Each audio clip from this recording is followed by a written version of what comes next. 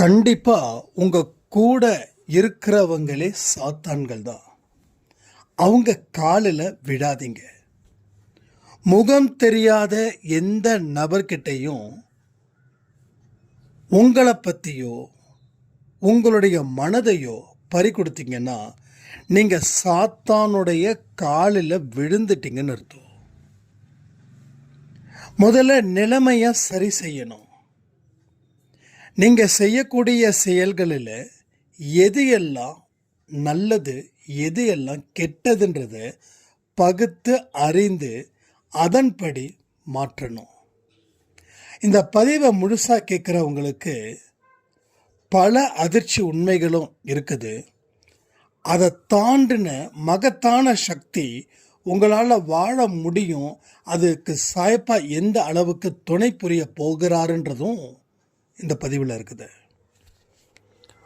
இது மட்டும் ஒரு விஷயம் உண்மை. இதை உங்களால் சொல்ல முடியாது, உங்களால் அப்படி நினைக்க முடியாது அப்படின்னா சாயப்பா உங்களுக்கு உள்ள இருக்கிறார்னு அர்த்தம். ஆனால் இந்த மாதிரியான விஷயத்தை நீங்கள் அடிக்கடி சொல்கிறீங்க, அடிக்கடி நினைக்கிறீங்கன்னா அவருக்கும் உங்களுக்கும் எந்த சம்பந்தமும் இல்லை. இப்போது அவர் சம்பந்தப்படுத்தத்தான் இந்த பதிவின் மூலமாக உங்கள் மனசுக்குள்ள உள்ள நுழைய போகிறார். உங்கள் வீட்டுக்கு வரக்கூடிய உறவுகள்கிட்டையும் உங்களுடைய பெற்றவர்கள்கிட்டையும் இதை நீங்கள் செய்யாமல் கடவுள்கிட்ட என்னதான் அபிஷேகம் செய்தாலும் கடவுள் மேலே நெருப்பை வாரி கொட்டுவதற்கு சமம். இது உண்மை. இந்த பதிவை அலட்சியப்படுத்த வேண்டாம். தயவு செய்து இதுவே இறுதி கண்ணீராக இருக்கட்டும். இந்த பதிவு முடிஞ்சதுக்கப்புறம் 1 மணி நேரம் சாய்ப்பா கிட்ட மனப்பூர்வமாக பிரார்த்தனைகள் செய்யுங்க. கண்ணீரோட பிரார்த்தனைகள் செய்தால் இன்னும் நல்லது. எப்போ கண்ணீர் வரும்? நாம் செய்யக்கூடிய தப்பு இதுன்னு தெரிஞ்சதுக்கப்புறம் நான் இவ்வளவு பெரிய பாவத்தை செஞ்சிட்டேனே அப்படின்னு சொல்லி கண்ணீர் வரும். அந்த கண்ணீர் வர மாதிரி உங்களுடைய பிரச்சனைகள், பாவங்கள், நீங்கள் செய்த செயல்கள் மூலமாக ஏற்பட்ட தோல்விகள், அதை அத்தனையும் அவருடைய பாதத்தில் கொட்டிடுங்க. பட் அப்படி அந்த கண்ணீர் உங்களுக்கு வந்துருச்சுன்னா அதுதான் உங்கள் வாழ்க்கையில் இறுதி கண்ணீராக இருக்கும். இந்த பதிவு ஒவ்வொரு சாயப்பாவோட குழந்தைங்களுடைய தலையெழுத்தையும் ஒட்டுமொத்தமாக மாற்றப் போகுது.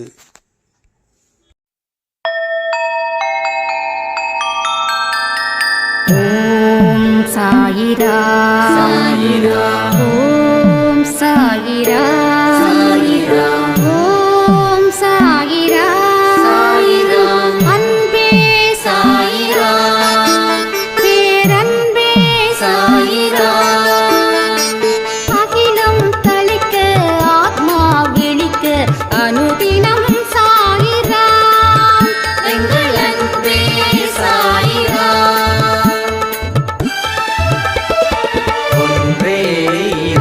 ஒன்றே பூமிக்கென்றும் சாயிரா, சரணம் சாயிரா, நன்றே செய்து வாழ்வோம், நாம் ஒன்றே செய்து வாழ்வோம், அன்பே சாயிரா.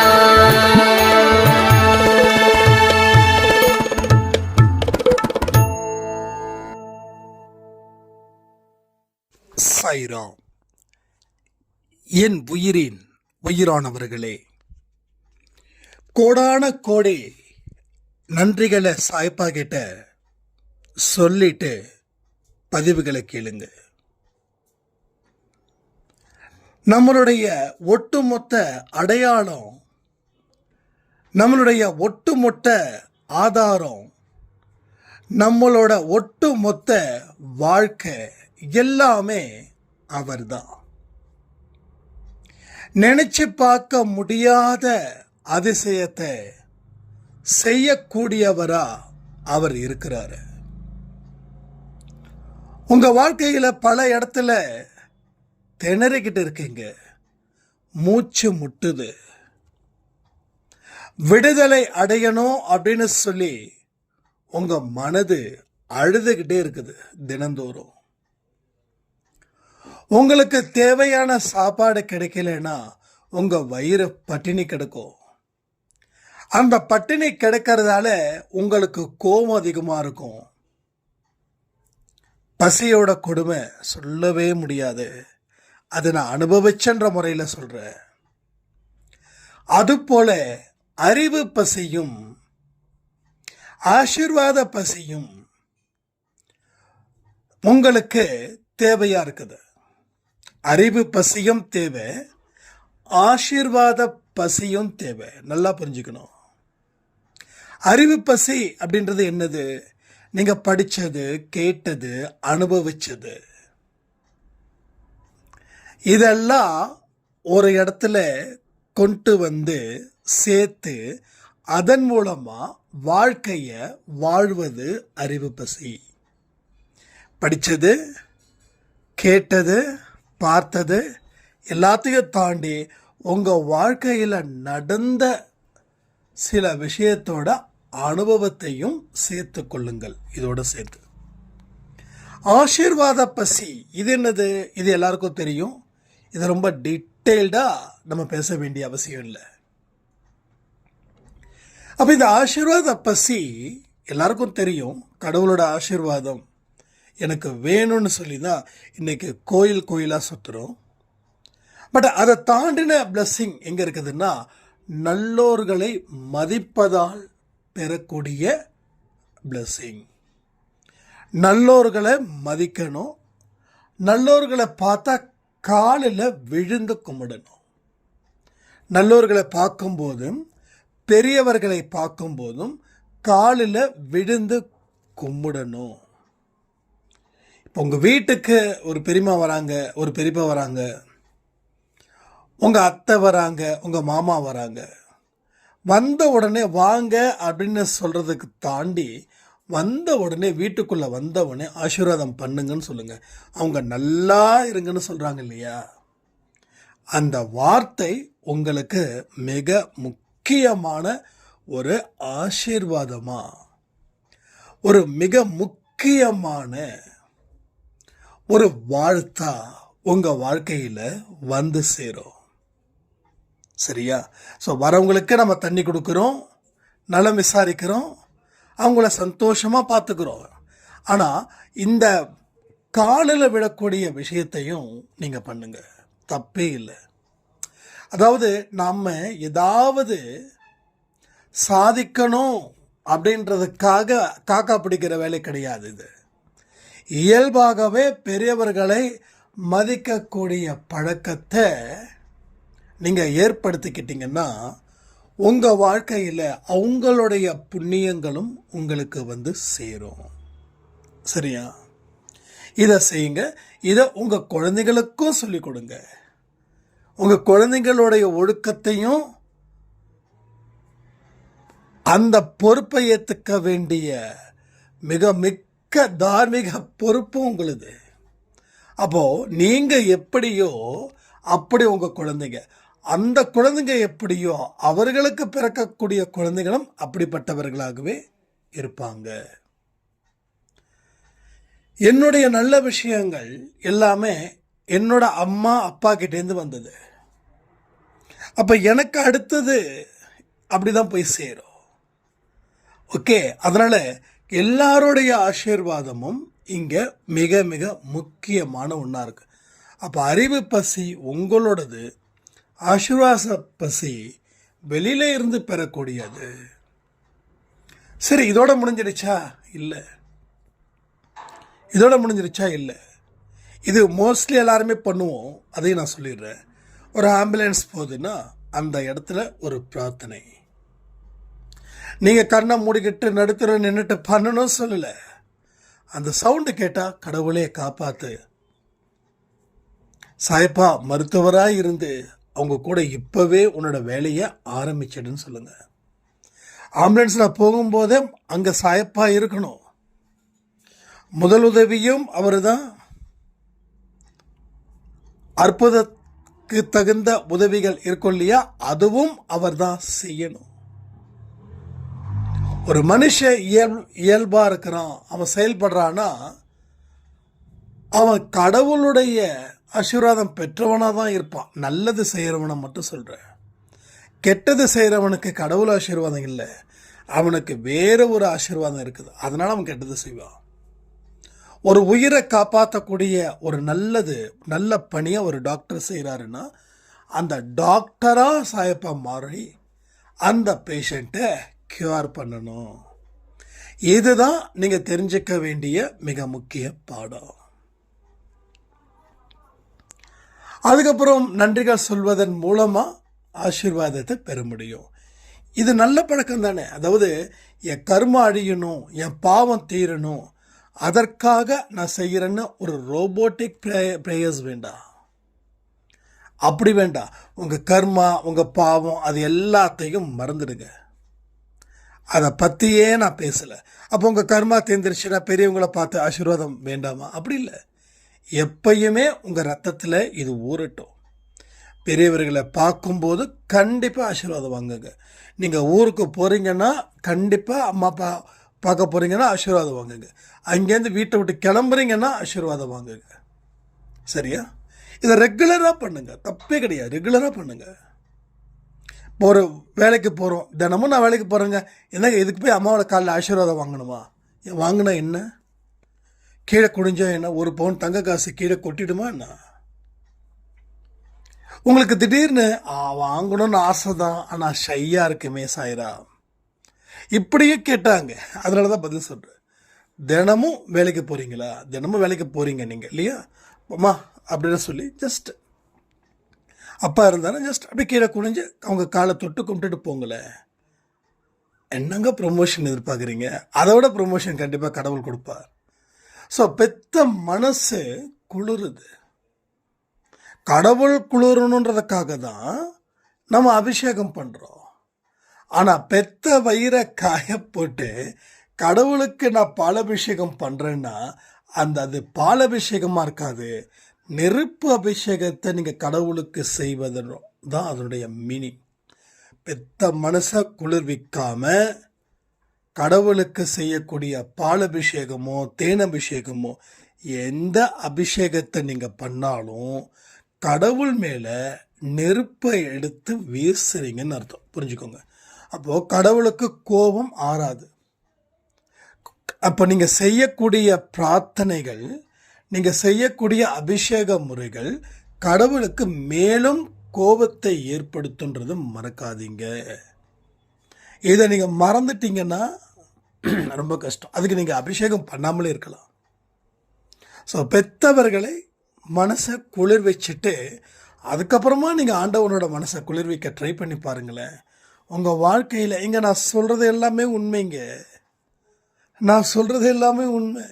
நீங்கள் சும்மா ஒரு வாரம் பண்ணிவிட்டு எனக்கு ஒன்றும் டெவலப் ஆகலை, நான் தினமும் அம்மா காலில் விழுந்துட்டு தான் போகிறேன், அப்பா காலில் விழுந்துட்டு தான் போகிறேன், ஆனால் இப்போ வரைக்கும் என்னோடய மேனேஜர் என்னை பார்த்தாவே ஒரு ஒரு ஒரு எதிரியை பார்க்குற மாதிரியே பார்க்குறாரு.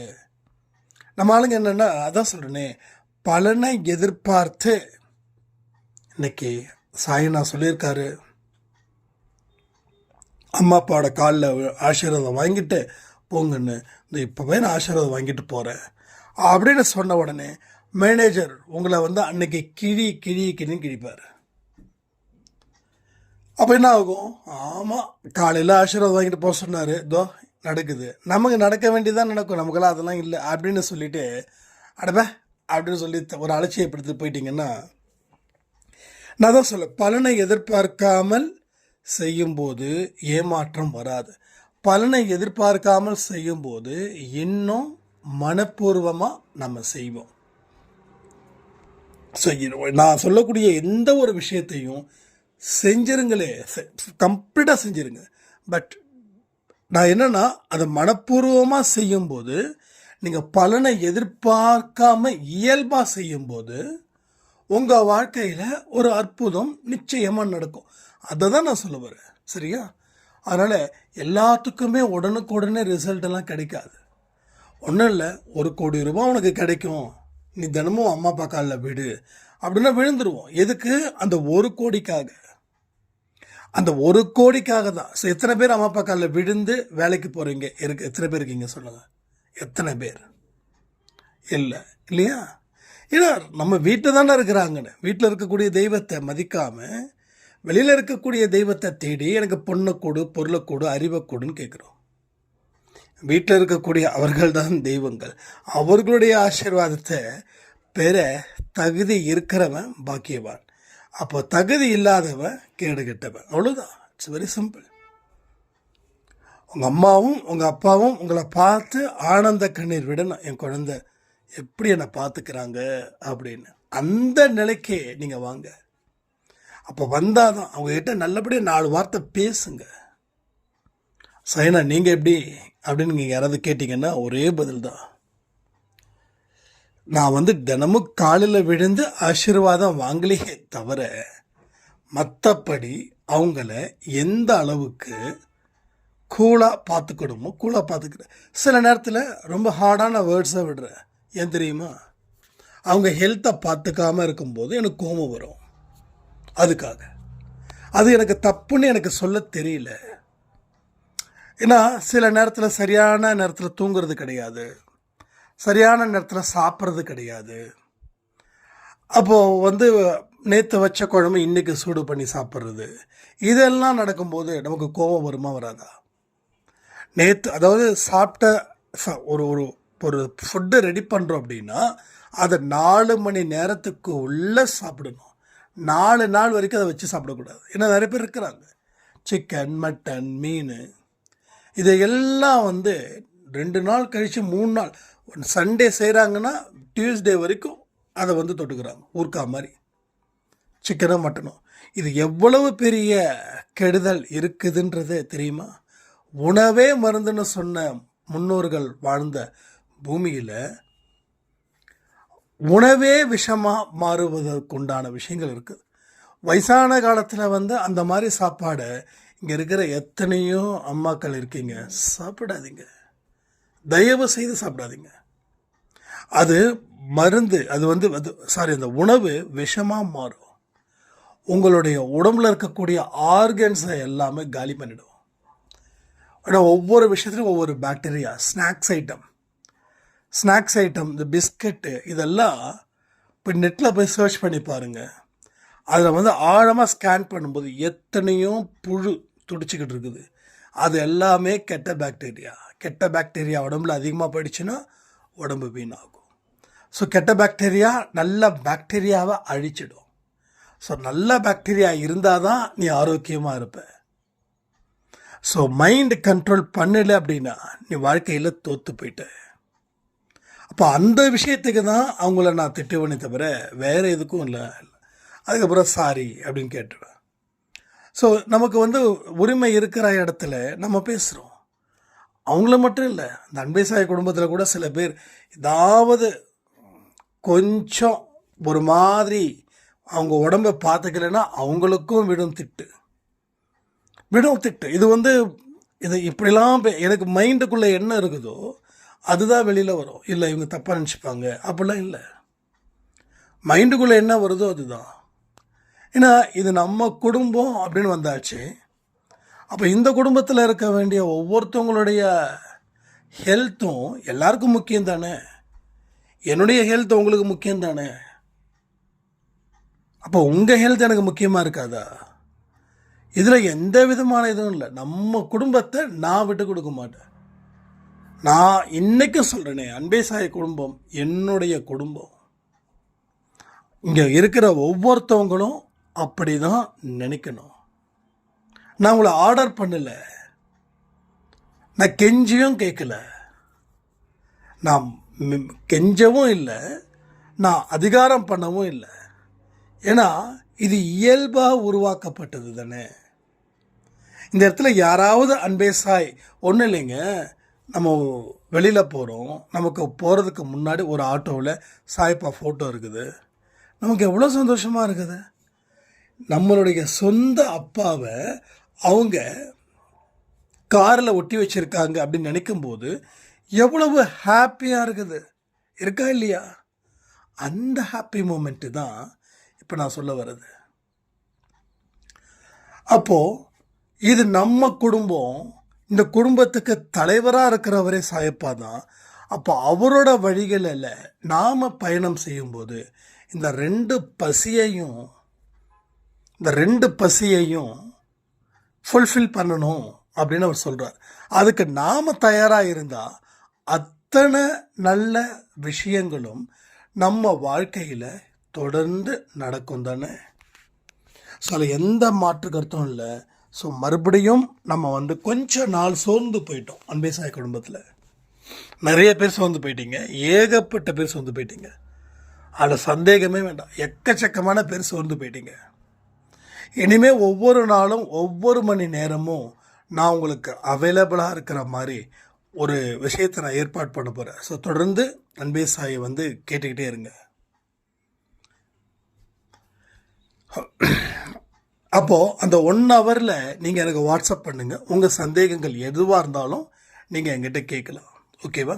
அதில் எல்லாத்தையும் மேக்ஸிமம் உங்களுக்கு அதில் பதிவை கொடுத்துட்றேன், ஆடியோவில் அதுக்கே வாட்ஸ்அப்பில் ஆன்சர் பண்ணிடுறேன். சில விஷயங்கள் ரொம்ப பெருசாக பேசுகிற மாதிரி இருந்துச்சுன்னா அதை அன்பே சாயில் கொடுத்துடலாம். இல்லை கேள்வி பதிலை கூட ஆரம்பிக்கலாம் அப்படின்னு தோணுது. ஏன்னா ஃபஸ்ட்டு ஒரு 2 ஹவர்ஸ் அன்பே சாய்க்காக எக்ஸ்ட்ரா டைமிங் எடுத்து ஒரு டைமை உருவாக்கி நம்ம ரெடி பண்ண போகிறோம். ஏன்னா கொஞ்சம் ரொம்ப வீக்காக இருக்கும், உண்மையிலே ரொம்ப வீக்காக இருக்குங்க. ஏன்னா நான் சந்தோஷமாக பேசுகிறதையும் நீங்கள் எடுத்துக்கிறீங்க, அதே போல் உண்மையாக பேசும்போது எடுத்துக்கோங்க. அன்பே சாய் குடும்பம் நல்லாவே வீக்காக தான் இருக்குது, பலகீனமாகத்தான் இருக்கிறது. இதை சாய்ப்பா உணர்த்துறார். இங்கே எத்தனை பேர் எஸ்ன்னு சொல்ல போகிறீங்கன்னு கமெண்ட்டில் கமெண்ட் பண்ணுங்கள். இல்லை பலமாக தான் இருக்குது அப்படின்னாலும் சொல்லுங்கள். இல்லை பலகீனமாக தான் இருக்குது, கொஞ்சம் ஆக்டிவிட்டீஸ்லாம் குறைஞ்சது போல தான் இருக்குது அப்படின்னு சொல்கிறவங்களும் கமெண்ட் பண்ணுங்கள். இல்லை வாட்ஸ்அப்பில் எனக்கு ஆடியோ கொடுத்தாலும் கொடுங்க, ஒன்றும் பிரச்சனையே இல்லை. என் வாட்ஸ்அப் நம்பர் தெரியும் இல்லையா? ஸோ வாட்ஸ்அப்லேயும் எதுக்கு பண்ணுங்க. ஸோ நான் டைட்டில் சாங்லேயே அந்த நம்பரையும் நான் கொடுத்துட்றேன் இனிமேல். ஏன்னா இங்கே ஒரு கம்யூனிகேஷனோ ஒரு கனெக்டிவிட்டியோ இருந்தால் மட்டும்தான் இன்னும் ஒரு அற்புதமான இடத்துக்கு போக முடியும். இங்கே இருக்கக்கூடிய குழந்தைகளும் சரி, இங்கே இருக்கக்கூடிய பெரியவர்களும் சரி, எந்த காரணத்தை கொண்டும் உங்கள் கண்ணீரை வீணாக்கப்படாமல் உங்களுடைய மனதை ஒரு குறிப்பிட்ட லட்சியத்தின் மீது வைத்து அந்த பயணத்தை நீங்கள் மேற்கொள்ளணும்னு என்னோட விருப்பம். என்னோட விருப்பத்தை நீங்கள் நிறைவு செய்வீங்களா? எனக்கு ரொம்ப ஆசைங்க, எனக்கு ரொம்ப ஆசை. இங்கே இருக்கக்கூடிய கண்ணீர் இதுதான் கடைசி சொட்டு கண்ணீராக இருக்கணும். இது இயல்பாக இருக்குது. ஏதோ ஒரு காலத்தில் சொன்னாங்க, ஏன் நீங்கள் அன்பே சாயில் நாங்கள்லாம் நல்லா இருக்கணும் அப்படின்னு சொல்லி நீங்கள் இவ்வளவு முயற்சி பண்ணுறீங்க, இதுக்கு என்ன அர்த்தம், என்ன காரணம்? எல்லாருமே சுயநலத்தோடு தானே இருப்பாங்க அப்படின்னு. பட் கேட்ட அந்த அம்மா அடுத்த 1 வாரம் 2 வாரத்துக்கு அப்புறம் எந்த கம்யூனிகேஷனும் பண்ணவே இல்லை. ஏன் கேட்டாங்கன்னு தெரியாது. ஒரே ஒரு விஷயம் சொல்லட்டுமா? சாயப்பா எந்த மனுஷனுடைய உடம்புக்குள்ள பூந்து இருக்காரோ அந்த மனுஷனுடைய ஒவ்வொரு எண்ணமும், ஒவ்வொரு சொல்லும், ஒவ்வொரு செயலும் மற்றவர்களுக்காகவே இருக்கும். மற்றவர்களுடைய சந்தோஷம்தான் தன்னுடைய சந்தோஷமாக அவன் நினைப்பான். அந்த சந்தோஷத்தின் அடிப்படையில் தான் நான் இன்றைக்கி சொல்கிறேன். நான் சிரித்தா எனக்கு சந்தோஷம் இல்லைங்க. சீரியஸாக சொல்லணும்னா நீங்கள் சிரித்தா தான் எனக்கு சந்தோஷமாக இருக்குது. இதுதான் அடிப்படை உண்மை. ஏன்னா நல்லவங்க என்றைக்குமே அடுத்தவனை மோசமாக ட்ரீட் பண்ணவே மாட்டாங்க. நல்லவங்க என்ன பண்ணுவாங்க, தன்னை சுற்றி இருக்கிறவங்க சந்தோஷமாக இருக்கணும்னு தான் நம்புவாங்க, நினைப்பாங்க. அந்த சந்தோஷம்தான் அவங்களுக்கு பெரிய சந்தோஷமாக இருக்கும். அப்போ நான் என்ன வச்சு சொல்கிறேன், நீங்களும் அப்படிப்பட்டவர்களாக தான் இருப்பீங்க. நல்லா யோசிச்சு பாருங்க. அடுத்தவன் அழியணும் அப்போ தான் நான் சிரிப்பேன்னு உங்களால் சொல்லவே முடியாது. அப்படி நீங்கள் சொன்னீங்கன்னா உங்கள் மனசில் இன்னும் சாயப்பா சேரலைன்னு அர்த்தம். அப்போ சேரலை, எப்போ சேருவாருன்னா உங்களுடைய எண்ணங்களை மாற்றும் பொழுது வந்து சேருவார். ஓகே, பட் அவர் வந்து சேரணும். இதுதான் உங்கள் லட்சியமாக இருக்கணும். என்னுடைய லட்சியம் அப்படி தான் இருந்தது, நான் வெற்றி அடைஞ்சிட்டேன். அப்பப்போ சாத்தான் வருவான், அது வேற விஷயம். ஆனால் அவன் நிரந்தரமாக நிற்கிறது இல்லை. ஏன்னா ஒவ்வொரு மனுஷனும் அது எவ்வளவு பெரிய சாமியை கும்பிட்டாலும் சரி, 24 மணி நேரமும் தெய்வீக பக்தியில் இருந்தாலும் சரி, சாத்தான் கண்டிப்பாக வருவான். ஆனால் அவன் ஆடுற ஆட்டத்துக்கு நாம் இடம் கொடுக்கக்கூடாது. ஜீசஸ் சொன்னது போல் அப்பலே போ சாத்தானே, அந்த வார்த்தை எனக்கு ரொம்ப பிடிக்கும். தெரியும்னு நினைக்கிறேன். அதாவது இவர் வந்து ஒரு மலையில் வந்து ஏதோ ஜெபம் பண்ணிகிட்ருக்காரு. அப்போ வந்து சாத்தான்கள் வராங்க. உன்னுடைய தேவனை துதிப்பதை விட்டுட்டு என்னுடைய காலில் நீ மண்டியிடு, என்னுடைய காலை நீ வணங்கு, உனக்கு தேவையான ராஜ்யத்தை நான் கொடுக்குறேன் அப்படின்னாங்களாம். அப்போ தான் சொன்னார் அவர், அந்த பக்கம் போயிட்டு இந்த பக்கம் வந்துடு, அதை தொலைச்சிருவேன் அப்படின்னாரா. ஸோ நாம் இடம் கொடுத்தா தான் அவன் வருவான். ஆனால் அவன் முயற்சி பண்ணுவான், முயற்சிலாம் நல்லாவே பண்ணுவான். ஆனால் அவன் இப்போ முயற்சி பண்ண வேண்டிய அவசியமே இல்லை. நாமளே அவங்ககிட்ட போய் சரணாகதி ஆயிரும். யாருக்கிட்ட? சாத்தான்கிட்ட. இங்கே பாருங்கள், பைபிளாக இருக்கட்டும், குரானாக இருக்கட்டும், கீதையாக இருக்கட்டும், அதில் சொல்லப்பட்ட அத்தனை விஷயங்களும் உண்மை. அதை புரிஞ்சுக்கோங்க. அதை புரிஞ்சுக்கிட்டாதான் நம்ம வாழ்க்கையில் வாழ முடியும். இன்றைக்கி நீங்கள் இந்த நிலைமைக்கு இருக்கிறீங்க, அது நல்லா இருந்தாலும் சரி இல்லை மோசமாக இருந்தாலும் சரி, ஏதோ ஒரு மனுஷனுடைய பின்னணி கண்டிப்பாக இருக்கும். அந்த கர்மாவெலாம் விட்டுருங்க. கர்மாவால் தான் அந்த மனுஷன் மாறுறான்றது அந்த சப்ஜெக்டை விட்டுருங்க. அதுவும் உண்மை, பட் இதுவும் உண்மை. அப்போ ஒரு மனுஷன் உங்களை ஏமாற்றிட்டான் அப்படின்னா நீங்கள் அவனுடைய காலில் விழுந்ததால் தான் அவன் ஏமாத்தினான். சரியா? இங்கே ஏமாற்ற பேர்வழிகள் எத்தனையோ பேர் இருக்காங்க நாட்டில். எல்லாரும் உங்களை ஏமாத்தலை. நீங்கள் எவனுடைய காலில் விழுந்தீங்களோ அவன் ஏமாத்தினான். ஸோ அவன்தான் சாத்தான், வேற ஒன்றுமே இல்லை. சரி, விழுந்தாச்சு, அனுபவ பாடம் முக்கியம் இல்லை. இப்போ விழுந்தது நல்லதுன்னு நினைங்க. ஏன்னா இது மூலமாக கிடைச்ச அனுபவம், இது மூலமாக நீங்கள் கடவுள்கிட்ட வந்த ஒரு நெருக்கம், இதுக்கெல்லாம் வந்தாங்க காரணம். அதான் கீதையில் சொன்னது போல், எது நடந்தாலும் உன் நன்மைக்காகவே நடக்கப்பட்டது. துன்பத்தை பார்த்து பயப்படாத. அந்த துன்பம் தான் உனக்கு போதுமான அனுபவத்தையும் போதுமான அறிவையும் அதையும் தாண்டி கடவுள்கிட்ட நெருக்கத்தையும் உனக்கு வரவழைச்சிருக்குது. பணக்காரன் வந்து எதுவும் கேட்க மாட்டான், அவனுக்கு பணம் தான் முக்கியம். ஆனால் ஏழைகளும் துன்பத்தில் வாடுகிறவர்களும் கடவுள்கிட்ட நெருங்கும் போது முதல்ல பிரச்சனைகள் அடிப்படையில் கடவுள்கிட்ட நெருங்குறாங்க. அண்டு கடவுளோட ஞானத்தையும் அந்த பிரச்சனைகள் மூலமாக போதிய பாடத்தை படிக்கிறாங்க. இப்போ பிரச்சனைகளை பற்றி கவலைப்படுறதில்ல, ஞானத்தை கற்றுக்கொள்வதில் ஆர்வமாக இருக்கிறாங்க. அந்த ஆர்வம் உங்களுக்கு இருந்துருச்சுன்னா உங்கள் வாழ்க்கையில் எட்டாத உயரத்தில் நீங்கள் இருப்பீங்க. எல்லாரும் உங்களை அண்ணாந்து பார்க்குற அளவுக்கு போவாங்க. ஸோ இனிமேல் அன்பை சாயில் ஒவ்வொரு நாளும் ஒவ்வொரு வாக்கு தத்துவம். இன்னைக்கு என்ன தெரியுமா? பிறரை பழிவாங்க நினைக்காதே, பிறரை பழிவாங்க நினைக்காதே, பிறரை பழிவாங்க நினைக்காதே. அது உன்னுடைய உறவாக இருக்கட்டும், இல்லை வெளியில் இருக்க முகம் தெரியாத நண்பர்களாக இருக்கட்டும். இந்த முகம் தெரியாத நண்பர்கள் இப்போ தான் சோசியல் மீடியாவில் உள்ளே வராங்களே, அவங்கெல்லாம் நல்லா புரிஞ்சுக்கோங்க. இந்த சோசியல் மீடியாவில் தயவு செய்து நல்லவன் இவன் அப்படின்னு சொல்லி உங்கள் வாழ்க்கையில் இருக்கக்கூடிய அத்தனை நிகழ்வுகளையும் ஷேர் பண்ணாதீங்க. இது எச்சரிக்கிறேன். ஏன்னா ஏற்கனவே அன்பே சாயில் ஒரு விஷயம் நடந்திருக்கு. யாரோ ஒருத்தவங்க வந்து ரொம்ப நான் சாய்ப்பா டிவோட்டி அப்படி இப்படின்னு சொல்லி உள்ளே என்ட்ரி ஆகி அந்த பெண்ணை வாழ முடியாத அளவுக்கு நம்பிக்கை ஏற்படுத்தி கைவிட்டுட்டாரு. ஸோ மறுபடியும் சொல்கிறேன், அன்வான்டான ரிலேஷன்ஷிப், அன்வான்டான மெசேஜஸ், இது எதுவுமே உங்களுக்கு இருந்துச்சுன்னா உங்கள் வாழ்க்கை வீணாகும். புரிஞ்சுக்கோங்க. உங்களுக்கு தேவையானதை உங்கள் குடும்பத்துக்குள்ளேயே தேடுங்க, வெளியில் தேடாதீங்க. வெளியில் தேடவே வேண்டாம். ஏன்னா ஏமாற்று பேர்வழிகள் நிறைந்த உலகம்.